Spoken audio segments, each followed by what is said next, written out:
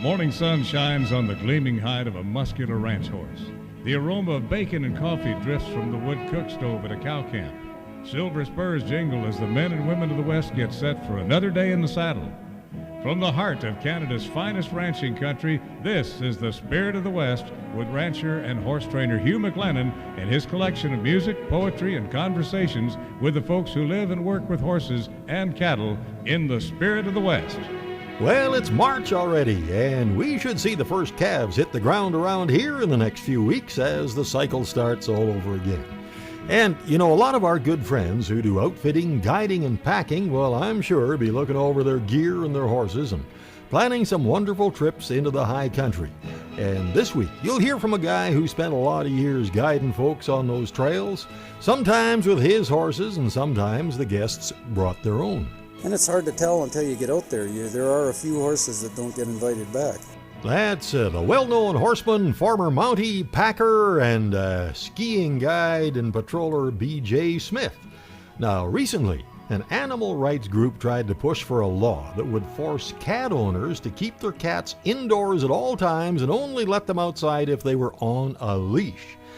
And this was to protect the birds. Well, can you imagine what Baxter Black would make of all of that? Well, when he heard about it, he had a conversation with his cat. I've spent a lifetime keeping your place free of rodents and vermin, and this is the thanks I get, so I eat a bird now and then. The rest of that conversation is worth hearing, and on the Rangeland News this week. And with lower livestock prices this year, meat prices at the supermarket could also drop modestly. And we will also have B.J. Smith in the Cowboy Poetry Spotlight. Yeah, that mare did a mighty fine striptease. For try, I can't hardly falter. With a little more time, I reckon she'd have even bucked off her halter. On the Irvine Saddles and Western Wear horse training file, a rider wants to find an easy way to teach his horse to do a nice turnaround on the haunches without getting his hindquarters out of position. That's the horse's hindquarters. And I'll tell you what works for me. Oh yeah, we have another beautiful Western classic song and the story behind it. And we'll get started with our good friends Lonnie, Jack, and Joe, the sons of the San Joaquin. Now, Joe is approaching 85, Jack is 83, and Lonnie is 60.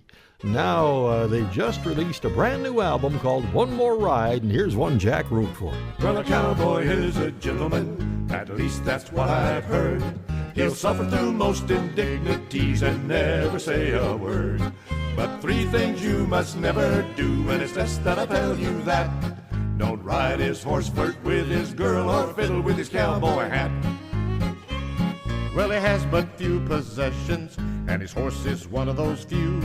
He treats him like his next of kin, and he sure does love him too. You can borrow his truck, his rope, or his dog, as a matter of fact, of course. You're cruising for a bruising if you're fiddling with his horse.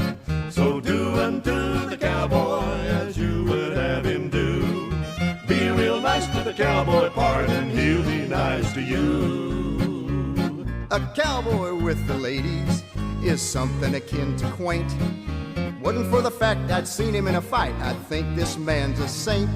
He's got no use for the arrogant dude, and rudeness makes him scowl. He'll get plumb rude, he'll come unglued if you're flirting with his gal. So do unto the cowboy as you would have him do. Be real nice to the cowboy part, and he'll be nice to you. Well, the cowboy is a hero at feats of daring do. Well, I've been a cowboy all of my life, and I know darn well it's true. He can handle with ease the big crises that would knock most hombres flat. He's cool, he'll lose, he'll blow a fuse if you're a fiddling with his hat. So do unto the cowboy as you would have him do. Be real nice to the cowboy part, and he'll be nice to you. 'Cause the cowboy's hat is a royal crown that sits upon his head. The onlyest time that it ain't up there, he's snoozing in his bed. He'll tip it to the ladies, for it's proper and it's right. Fiddle with his hat, a thing like that could start one whale of a fight. So do unto the cowboy as you would have him do. Be real nice to the cowboy part, and he'll be nice to you. Well, the cowboy is a gentleman, at least that's what I've heard. He'll suffer through most indignities and never say a word. But 3 things you must never do, and it's best that I tell you that. Don't ride his horse, flirt with his girl, or fiddle with his cowboy hat. Don't ride his horse, flirt with his girl, or fiddle with his cowboy hat. Classic Sons of the San Joaquin ending on that, like they do in almost every song, and you can order that new album from their website, thesons.com. Well, B.J. Smith is a well-known outfitter, guide, cowboy, poet, ski patroller, and he's had a lot of good horses over the years. A while back, I asked him if he had one that was really special. Well, Hugh, that's a tough one, but yeah, you do. You have horses that stand out. I'm going to pick Aaron. I've got an old gelding in my pasture right now that's in retirement, but that old fellow has taken me places that amazed me, and probably something he could do that not a lot of horses that I've had since was quite as good as when it got dark and I really wasn't sure where I was going, he could sniff his way back home better than anybody. And so I've had him now 32 or 33 years, and he'll be my top horse for the rest of my life. How did he come into your life? Well, he was a 3-year-old running wild on a ranch south of Grand Prairie, and I just spotted him. He was out there thinking he was an elk, and we were able to capture him, and actually he broke out real easy. He was a little bit of a handful to start with, but within a few hours I had him going pretty good, and from then on, I think part of the thing about his background was that he was born in the wild, and he knew muskegs and beaver dams and all of that sort of stuff before I even started with him, and so he was exceptional. Yeah. Was he running out with a bunch of other horses out there? Yeah, there was a fellow that he had about five sections of land, of bushland, and he really wasn't sure how many horses he had. They just were kind of out there, and I would have guessed there would probably be 40 or 50 head in this herd that he had, and I just happened to spot this one fellow one day, and we were able to get a rope on him and bring him in, and that's history now. Did you rope him from another, like from a saddle horse? Have to kind of run him down a little bit? We didn't actually. No, we didn't. We kind of pulled a little bit of a sneak on him, and they weren't totally. I wouldn't call them wild horses because they ran loose, but they did come into the corrals for salt, and there were times of the year when the only water they could get was in the corrals. So they were used to being around a little bit, and so he was in getting water, and we were able to ease up to him and get him that way. Yeah. And how did he handle that rope? Obviously, he probably never had a halter on before. Yeah, no, he had been haltered, he had been handled as a weanling. There was a little operation in his life when he was a youngster, and that was the only time that he had been handled. And so really what we did is, or what I did is, I didn't want to get him fighting that rope any more than, so I slipped it over his head, but and it slid down his neck. But then there was a big round high corral, and he headed in for there, to my good fortune, and I was able to get it closed up, and I let him settle right down. And actually I never did put any restraint on him until I was able to get right up to him, and it really broke in pretty easy. Coming up, a beautiful song that I had lined up for last week's show, and I plumb ran out of time and didn't get to it, and more from B.J. Smith when the Spirit of the West continues right after this. Welcome back to the Spirit of the West. For a lot of years, I've managed to survive riding some unpredictable horses, had a few runaways, been bucked off many times, and got into some roping wrecks, but for me, one of the scariest places to be on a horse is in the middle of a big trail ride with a lot of inexperienced riders. And I asked B.J. Smith for a story or two from his long experience guiding dudes. Most of my stories, absolutely. First of all, the trips you take, you hope that nothing goes wrong and the sky is always blue and the wind's at your back, but you never remember those trips. It's the ones that have a wreck or two in them. And most of my stories, seem to surround pack horses and pack wrecks. They're hilarious, you know. And in my younger years, I used to be in there trying to stop things from flying off, and of course, the best thing to do is just sit back and try and keep track of inventory, sort of thing. But I've had my share of pack wrecks, and they can be quite comical. I'd just like to hear about some of them. Well, Specific ones. well, there's one took place. I have a poem, but I won't allude to it. But the one I'm thinking of is coming out of the Brazos. On the Brazos River, which describes the southeast boundary of Jasper Park. You come up over a height of land before you get into the headwaters of the Blackstone, and there's a lot of lodgepole pine that you wind through there, and I've gotten to using double diamonds quite a bit, and so you have a diamond on either side of your pack, and at that time I was leaving the diamond down over the panniard, not up high.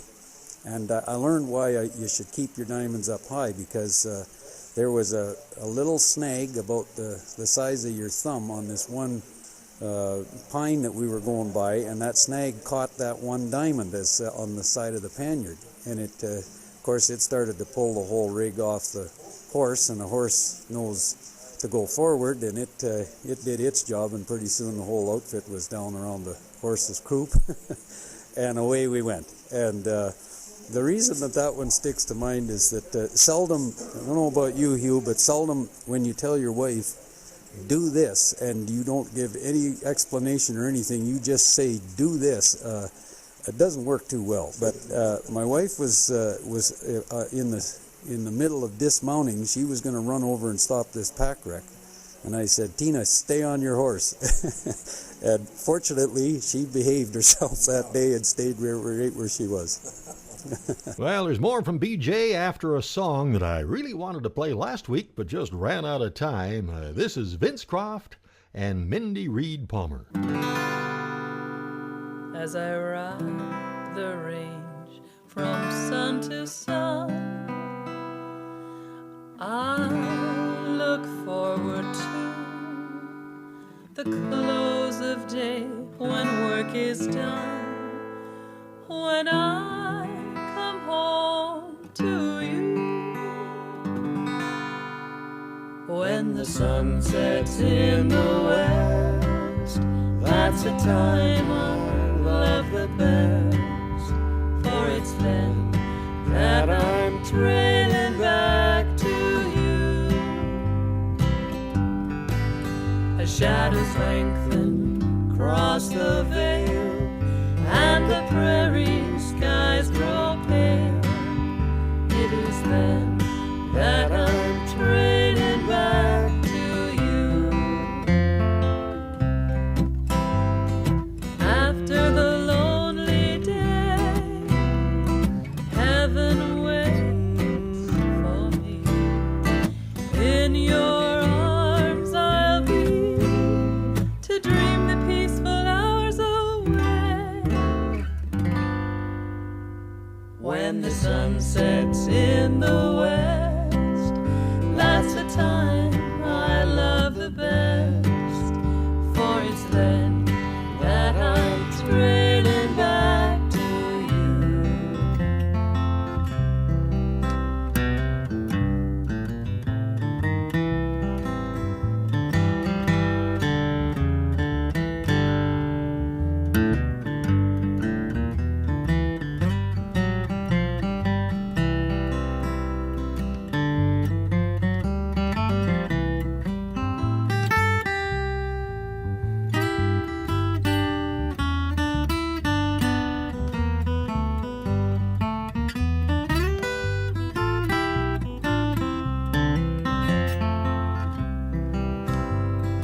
After the lonely day,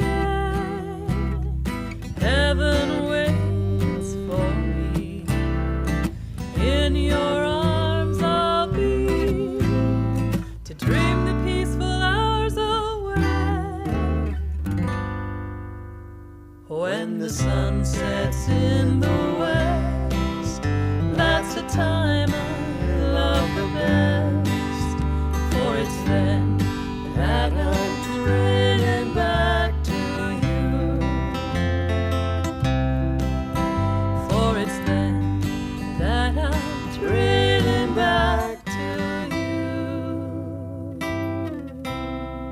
Ooh, I love that real nice acoustic guitar solo in the middle there from Vince.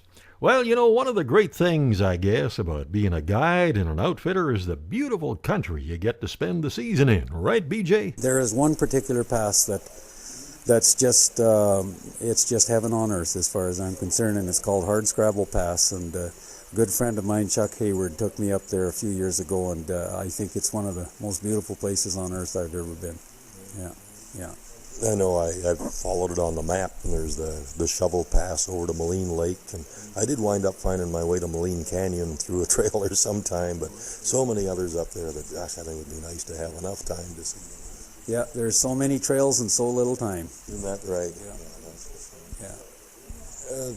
Tell me some more about what led you to getting involved with horses and packing and that kind of thing. Were you ranch raised and whereabouts? Well, I was a plowboy. We did have horses on our farm, and there's pictures of me at 3 years old on a horse. But really, I did a career in the mounted police, and they sent me up to the north to get me out of the way there for a while. And while I was up in the Yukon, I got to befriend a couple of different big game outfitters, and would take all my time, all my holidays and everything, and go wrangle horses for these outfitters. And that was just the ultimate, as far as I was concerned, of horsemanship and traveling in the wilderness. And that really wet my whistle, and it's been with me ever since. Yeah. Did you do some ranch work, some cattle work, that kind of thing? I try to be as handy as I can at the branding, and I know how to wrestle a calf a lot better than I do to heel one. And I'm fortunate to be invited to move cattle and so forth, but I don't have cattle of my own. That's quite a bit like work, I think. And yeah, if you own them, it's not as much fun. That's for sure. I think there's a big need for people to know so many basic things, and my hat's off to anybody that does guide people that haven't had a lot of horse experience in those kind of conditions, because just taking friends from the city out for a trail ride or out to move some cows with us, sometimes you got to have eyes in the back of your head. You assume they know a lot of fundamentals about horse safety, and a lot of times they don't, and you can just see the wrecks beginning to.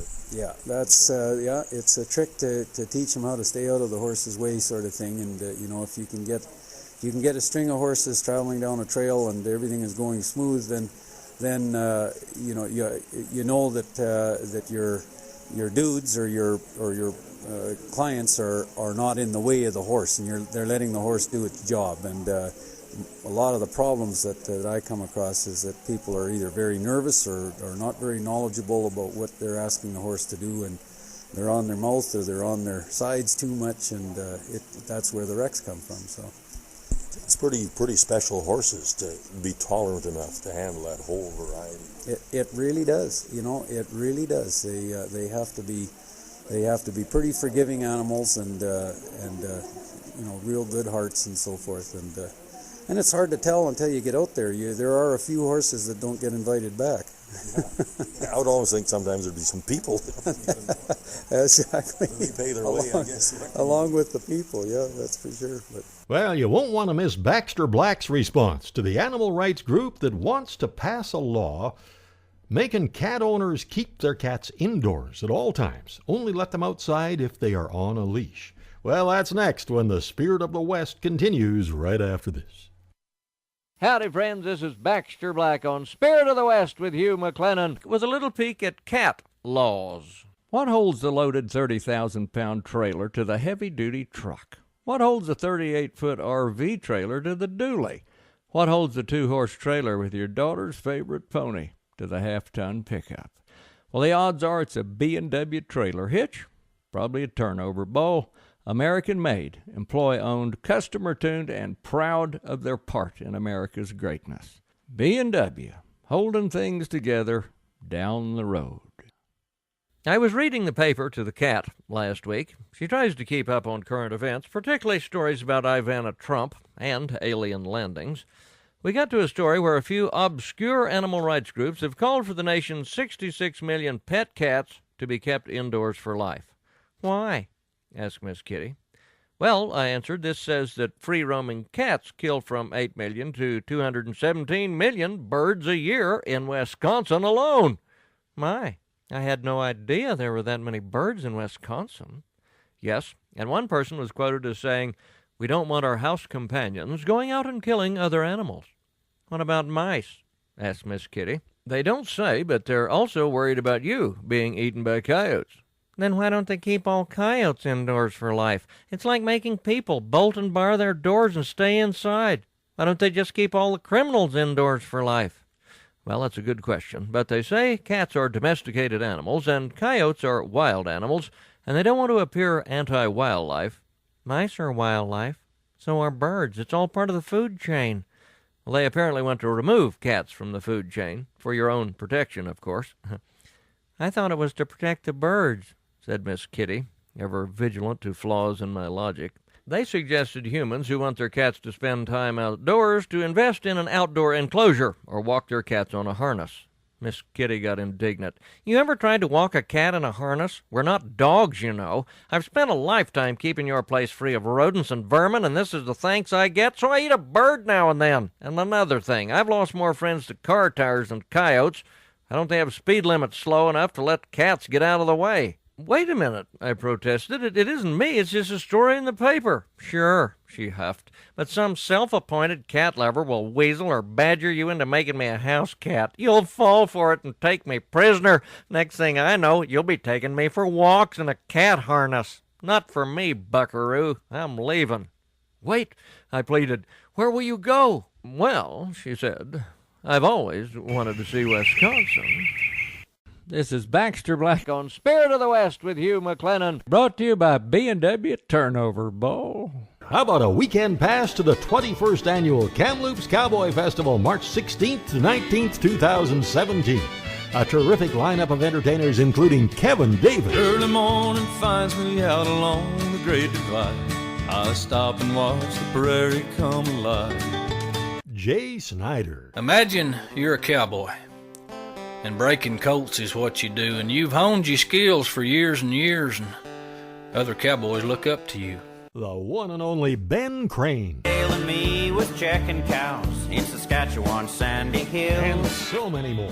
There's the BC Cowboy Hall of Fame inductions, dinner shows, evening concerts, a wonderful art and gear show, the Art of the West show and sale, workshops, and everything from guitar playing to saddle making. The best place to get all the details is bcchs.com. And for tickets, call 1-888-763-2221. Just ahead of the Rangeland news, 3 good cowboys collaborated on a song that reflects the vaquero traditions of California, Nevada, Idaho, and a lot of the Great Basin country, and is now prevalent in Wyoming and Montana and Western Canada. The words put together by Bryn Thiessen and Vern Valentine, and the music by Ben Crane, who you will see at the Kamloops Cowboy Festival.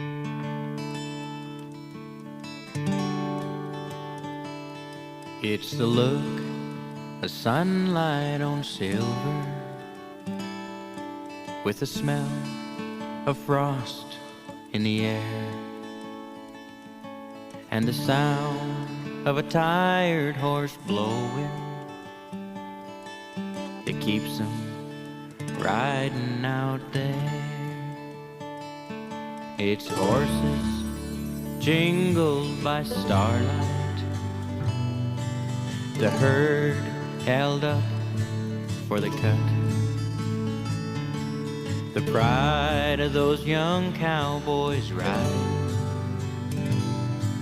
and the warmth of the sun coming up.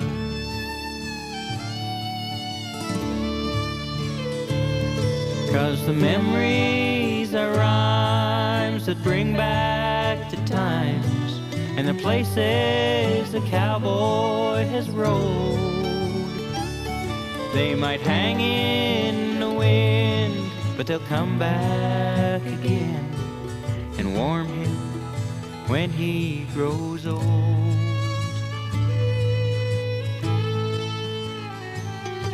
He'll remember the friendship and laughter in the feel of his horse working right,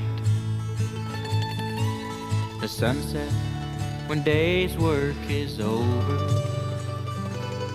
and the times round the fire at night. The sound of a good cowboy's singing, and the words of the poems that he said. The coolness of the night air he's breathing as he lays in his old canvas bed.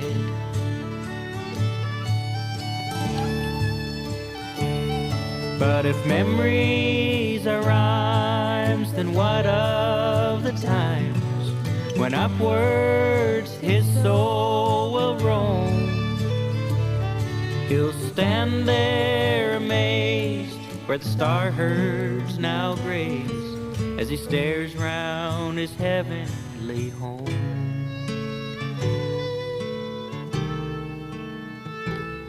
For the look of sunlight on silver, and the smell of frost in the air, the sound of a tired horse blowing, will meet him when he's riding up there.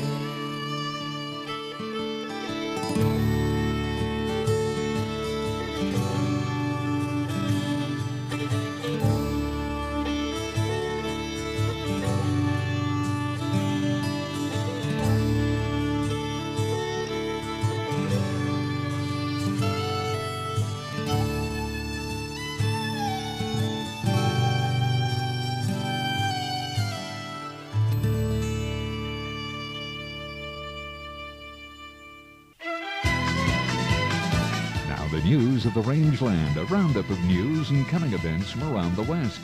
At the top of page 1, it says it's more than simple supply and demand, but the prices we'll pay for grass yearlings this spring and what yearlings and calves will bring this fall still kind of depends on supply and demand, and eventually it slowly trickles down to the retail meat counter. Here's a very interesting report from Gary Crawford. Livestock producers and meat processors will combine this year to turn out more meat than last year. About an additional 3 billion pounds of meat production year over year. Or about 3% more meat, which USDA Outlook Board Chairman Seth Meyer says breaks the 100 billion pound mark at 100.6 billion. Also breaks the U.S. record, so expanding supplies of meat. And that's expanding supplies in all 4 categories, so beef, pork, poultry, turkeys, everything up year over year. Up in output, but USDA's chief economist Rob Johansson says that will bring livestock prices down. By and large across the board. Steers on average could drop by $11.50 a hundredweight, or about 9.5%, and Johansson says prices will be down about $7 for hogs hundredweight,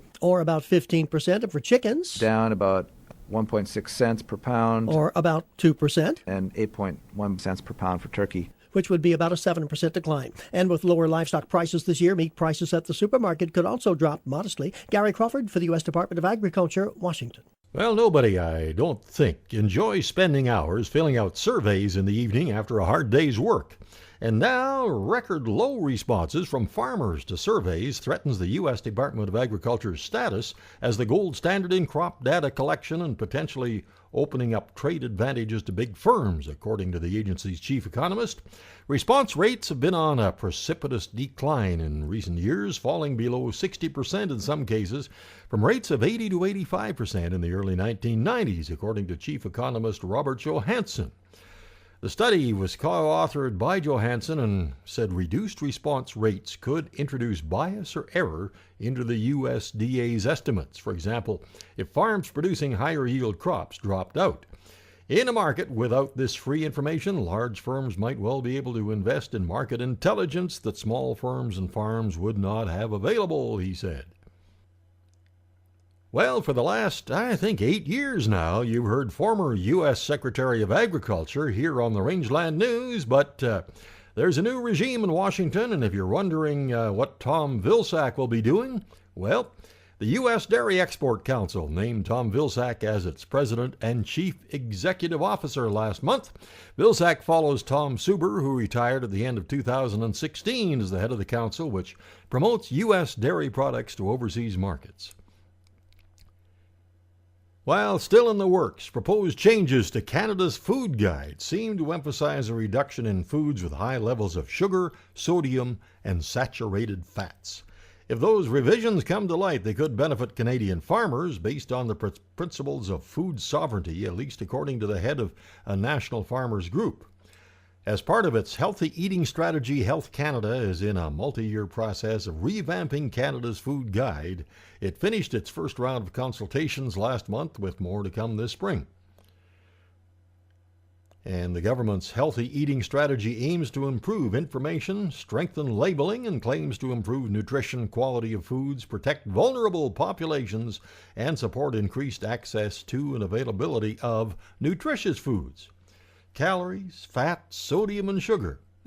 All that stuff that makes food taste good. The government of Saskatchewan has announced changes to Saskatchewan's Premises Identification Program, a key traceability tool to plan for, control, and prevent the spread of animal diseases and to respond to other emergencies. Over the coming months, Saskatchewan Ministry of Agriculture Livestock Programs will begin requiring applicants to have a PID number to participate. Saskatchewan's voluntary Premises Identification Program was launched in June 2014. Currently, less than 3,000 of the province's livestock and poultry producers, vets, feedlots, and other livestock commingling sites are enrolled. Manitoba and Alberta have similar regulations that mandate enrollment in their Premises Identification programs. Lots of bull sales coming up along with the regular cattle sales at the BC Livestock Yards in Kamloops, Williams Lake, Vanderhoof, and Okanagan Falls. Best way to check them out is at bclivestock.bc.ca.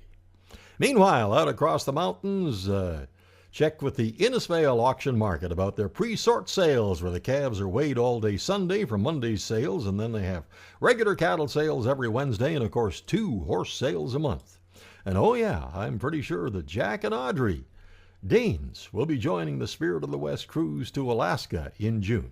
You can check out all the sales coming up there at InnisfailAuctionMarket.com. And that takes us down to the final item. And I guess I caused a little bit of a stir on Facebook a few weeks ago when I posted a picture and I asked folks to guess the name of one of our horses I was riding from the picture I posted beside him. Now, the picture was of the Stanley Cup, and a lot of you guessed the name of the horse as Champ or Champion. Many of you said, oh, it's got to be Silver. But, well, he's a sorrel, actually, so it wasn't Silver, but most of you got it right. His name is Stanley, and that leads right into this item. Hockey players started wearing protective cups back as far as 1874. And they started wearing helmets in 1974. So Billy pointed out that it only took men 100 years to realize that our brains are important too. And that's the Rangeland News.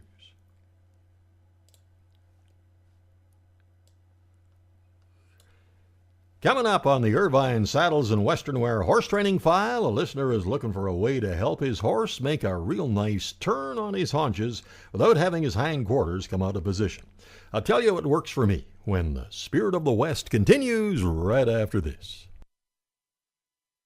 Welcome back to the Spirit of the West. You know, we are rapidly closing in on being filled to capacity on our next Spirit of the West cruise, and so many of you have already booked, I'm just not sure if we have any cabins left. It is possible, though.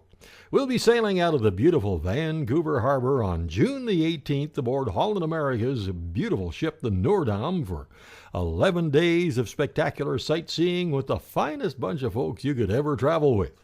Our Alaska journey includes the Tundra Wilderness Tour of Denali National Park and a journey on the luxurious McKinley Railway, sing-alongs, Western music and cowboy poetry under the stars, and so much more. And you can get all the information on the cruise page at our website, hugh-mclennan.com, or just give Jim and Karen a call at 1-800-530-0131 to find out if we have any cabins left. Now it's time for the Horse Training File, brought to you by Irvine Tack and Western Wear, Canada's largest Western store. A real nice turn on the haunches, sometimes known as a spin, with a good horseman on a nice horse is sure nice to see. Have a listener that wants to know how to help his horse do that better, and I'll tell you what works for me right away. Experience the true spirit of the West at Canada's largest Western store, Irvine Tack and Western Wear. If you need a curb strap or a 4-star gooseneck trailer, you'll find it here. A saddle for every rider. Cutters, reiners, penners, trainers, working ranch cowboys, ropers. They have over 1,200 in stock. And they have Western wear for the entire family. And how about a gift card? Shop online at irvinesaddles.ca. Free shipping on orders of over $100. irvinesaddle.ca, 1-877-946-9494. A listener says, I'm trying to figure out how to teach my horse to spin. What is the easiest way to get them started? I've been having trouble with them wanting to suck back and hop with their front end and not staying on their inside pivot foot. Well, for years I really struggled with that as well. My horses would do just about everything I wanted, but they would always move their hindquarters out of position, and I couldn't get that nice, smooth turn on the haunches. They'd always do a belly spin and swap ends that way. Well, my good friend Jonathan Field helped turn the lights on for me. It started, believe it or not, when we were working with a cutting machine, a mechanical cow on a cable. We positioned our horse at the end of the turn, facing the opposite direction the cow was going to go. And when the cow started down the line, we'd do a rollback and pick up the outside lead. And man, I had trouble with that. And Jonathan sat there on Jack and said, "You're in your horse's way. You're leaning to the inside, putting all your weight on that shoulder of the leg that he needs to lift. Move your weight to the outside, cue him with your outside leg and indirect rein, and keep the inside shoulder from dropping with the inside direct rein. As soon as, or even a little bit before he completes the turn, release your outside leg pressure." Well, that worked for the rollback, and when I started applying it step by step for a turn on the haunches, it really helped. The other element that really helped me was learning to get the shoulders really supple. First by doing groundwork, and then from the saddle at a slow walk, slightly lift the direct rein, guide with the indirect rein and the outside leg. And when the shoulders yield, release. Now, it's surprising how quickly a horse will learn to yield his shoulders in either direction, and it really helps your control. Think of the turn on the haunches, or the spin if you like, as a basic crossover step with the front legs crossing over multiple times. Usually, the position of the hips and the pivot hind foot will take care of themselves as the horse learns to cross over in front and move his shoulders. Something else that sure helps our horses is that daily feeding of Hoffman's Horse Ration, and they have a variety for every kind of horse. Find out more at hoffmanshorseration.com. And that's the Horse Training File for Irvine Saddles and Western Wear. Enjoy the Kamloops Cowboy Festival without the worry of winter driving. Frontier Bus Lines will leave Central Alberta March 16th and return on March 20th. And the package includes luxury motor coach transportation, 4 nights accommodation at the Coast Hotel and Conference Center in Kamloops, $15 daily meal coupon, 1 transfer to the Horse Barn, weekend pass to the Cowboy Festival, and Friday, Saturday, and Sunday dinner and entertainment at the Convention Center. For more information, call 1-888-538-7287. We've heard from a lot of folks who tell us they have had just a great time on that bus trip, and it's so nice not having to drive. There's something about the way Red Steagall does a cowboy song that sounds so right. He's a legend, all right, and here's a good reason why I say that. It's an early frosty morning, and the campfire's burning hot. I can smell the coffee making in an old black outlaw pot. Old Coosey yelled the second time, it'll soon be time to go. It was cold out there on guard last night, and it looks like it might snow. And I'm up here in Montana, and the folks are all so nice. They call the land the Big Sky, it's a cowboy paradise. But I miss my home in Texas and the one that waits for me. I'll be going home to Jenny when the roses bloom next spring.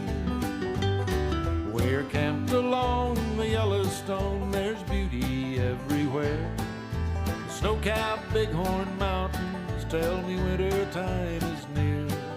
The cattle all are doing well, the grass is lush and high. But today this cowboy's lonesome for the girl he left behind. And I'm up here in Montana, and the folks are all so nice. They call the land the Big Sky, it's a cowboy paradise. But I miss my home in Texas and the one that waits for me. I'll be going home to Jenny when the roses bloom next spring.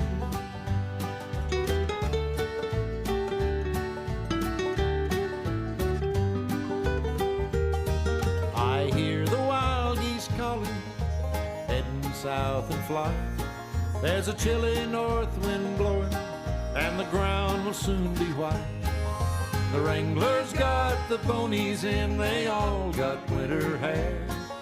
The team's hitched to the wagon, and no one has a care. I'm up here in Montana, and the folks are all so nice. They call the land the Big Sky, it's a cowboy paradise.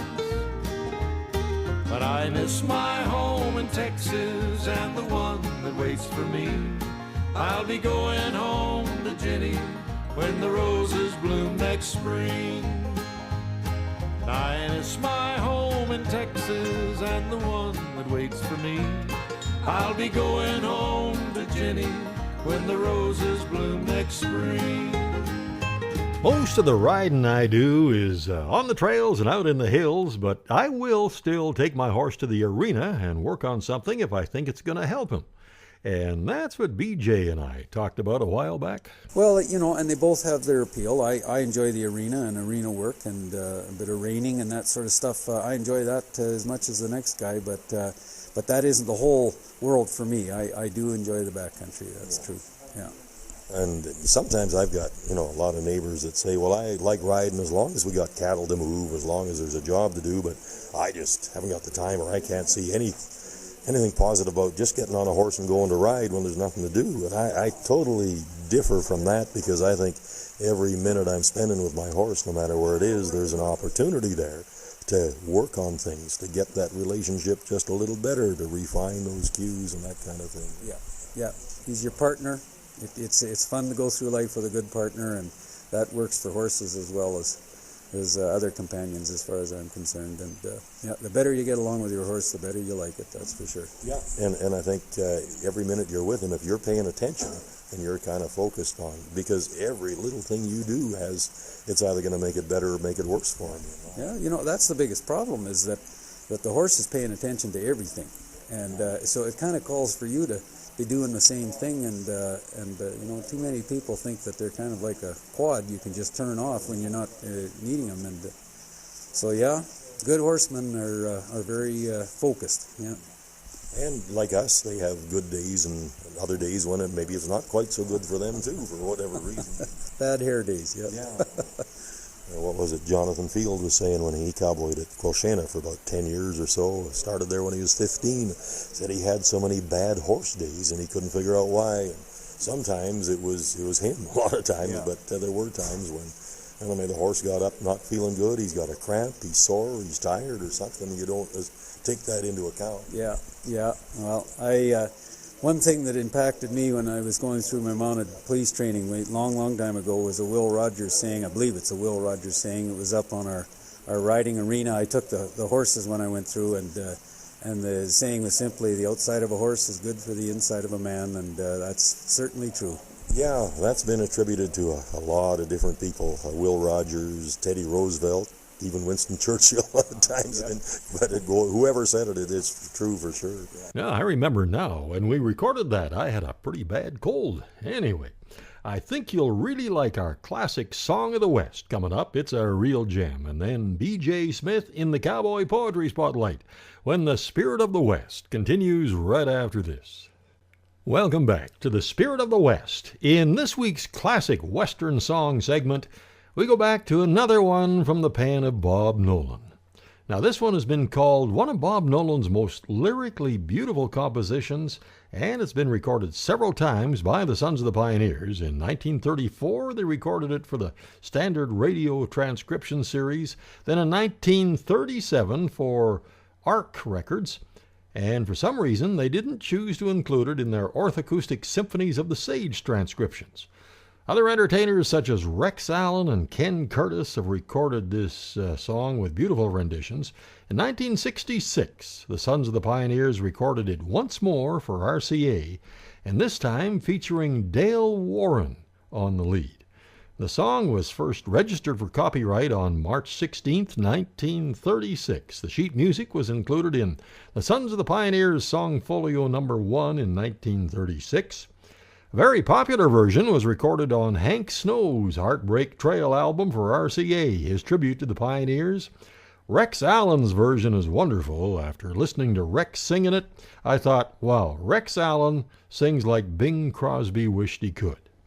But this one is from the Pioneers' 1966 version with the lead sung by longtime Sons of the Pioneers trail boss Dale Warren at the Rainbow's End. I've traveled this whole world over, and now I'm going down to the rainbow's end. From twilight till dawn, a-trudging on and on, till I come to the rainbow's end. I'm weary and tired, but I don't care. I'm going down to the rainbow's end. I have no friends, no home, just a-traveling alone on my way to the rainbow's end.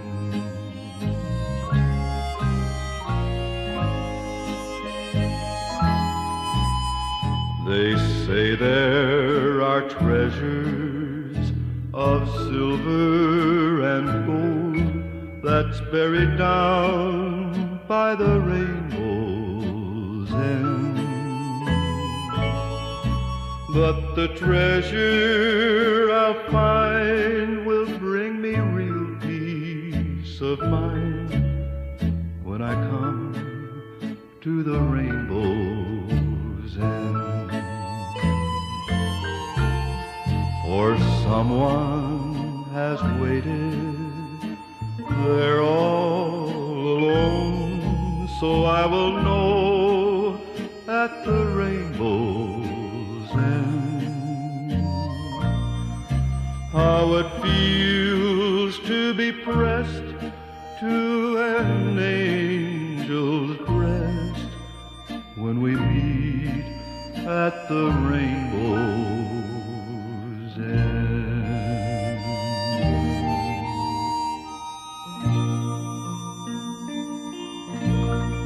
Earlier today, B.J. Smith talked about a pack horse episode that he had, and he mentioned that he had written a poem about it.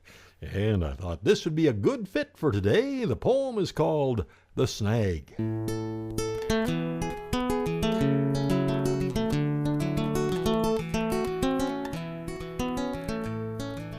Some days are near perfect, like a 90.8 second ride, or hitching a team of perchins with the Doubletree even each stride. Mountain trails traveled with horses fill days that rank with the best. But every so often a mishap can put a good smile to the test. Just when you never expect it, sound plans can turn for the worse. One moment you're whistling trail tunes, the next you're tempted to curse. Well, we were leaving the Brazos drainage, my trail partners numberin' 6, winding our way through the lodge pole when we got in a bit of a fix. I was leading a mare with a pack on when her load gave a definite sag. What looked like a fine double diamond had run into a bit of a snag. A branch, just above stirrup level, no bigger than a man's thumb, was putting the halt on the pack string, and the mare couldn't figure how come. Instead, her solution was simple when motion got slowed from the rear. She revved up all of her muscles and she shifted to the next gear.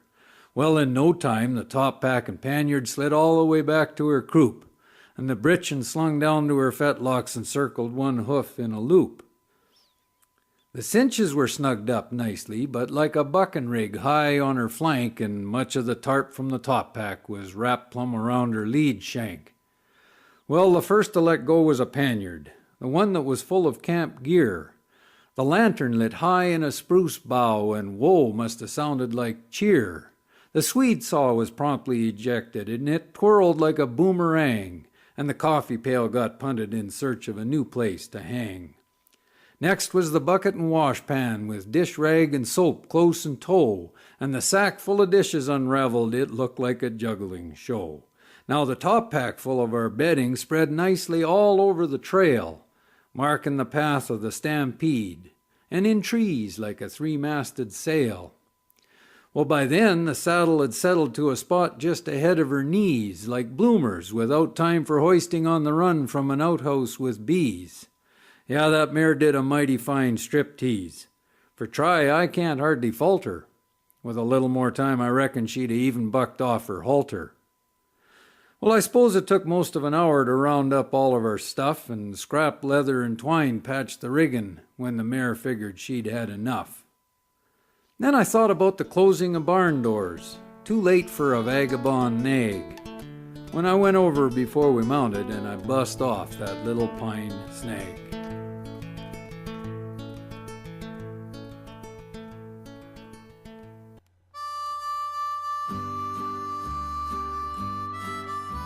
Well, thank you so much for making the ride this week, and I sure hope you can join us right here next week at the same time. And thanks again to our super support crew, Mark and Kathy McMillan. From heading up the Kamloops Cowboy Festival to running a great guest ranch, they do so much for our way of life. And, you know, one of Mark's hobbies is rebuilding tractors, and that led him to his latest project. He's now a tractor parts supplier, and you can see what he has at bctractorparts.com. Oh yeah, and the latest issue of Canadian Cowboy Country magazine has a story on a very candid conversation I recently had with Pat Pirelli. And I think there's two pictures with it, one with Pat and I together here at the McLennan Ranch about 20 years ago, and one with the two of us together again just last spring. You can subscribe at cowboycountrymagazine.com or by calling 1-800-943-7336. Till next week, I'm Hugh McLennan. Hope to see you down the trail somewhere real soon.